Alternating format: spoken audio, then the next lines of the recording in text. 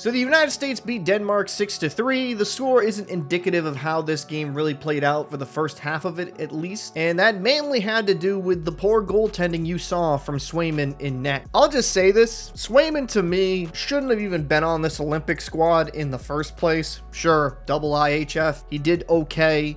But do I look at Swayman as the third best US-born goaltender in the NHL? Absolutely not. I would take Spencer Knight over Jeremy Swayman every single day. Heck, I would take old Jonathan Quick over Swayman because at least I know he can make some saves. Now, the first goal that goes in for Denmark, I'm not going to blame Swayman. Unfortunate bounce, it goes in. But this second goal right here is completely inexcusable. You can blame the board graphics. You can blame him not seeing it. But letting in a shot from the red line, I'm pretty sure at the mites level, they teach you how to stop those. That's just inexcusable, and it gave Denmark a 2-1 lead. Let's just say it how it is. The USA roster is full of star talent, so if they have to outscore some of their goaltending issues, it can happen. And to be fair to the US team in front of Swayman, they did a good job of minimizing opportunities, but Swayman just wanted to keep Denmark in this one, because the third goal he lets up from the blue line, sure, a little bit of screen here,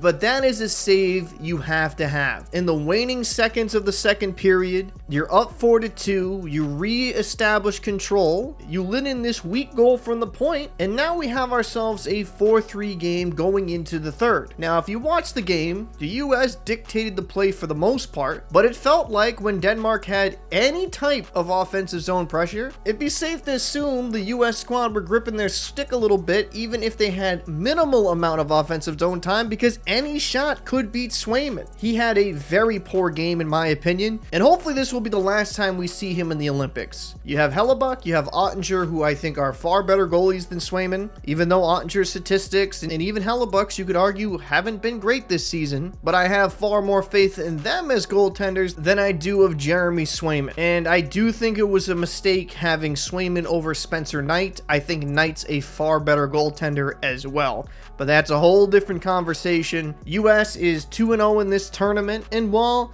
Denmark made it a little bit exciting, this is a US squad that should be competing for gold, and they have the talent to do so. I feel like they didn't show up in this game in the first period, but when the US team started getting to a rhythm and playing like themselves, it was very apparent who the better and superior team was. So they're 2-0 in the tournament. They score 6. They're going to be one of the favorites to win gold, but for the love of God, even if you have to sell Alaska back to Russia, do not put Swayman in net ever again. And a quick aside, Sogar got injured in this game, but I thought he played extremely well for Denmark. He made some spectacular saves, so prayers to him. Hopefully he has a speedy recovery. Let me know your thoughts down below in the comment section. Captain Paul, see you in the next one.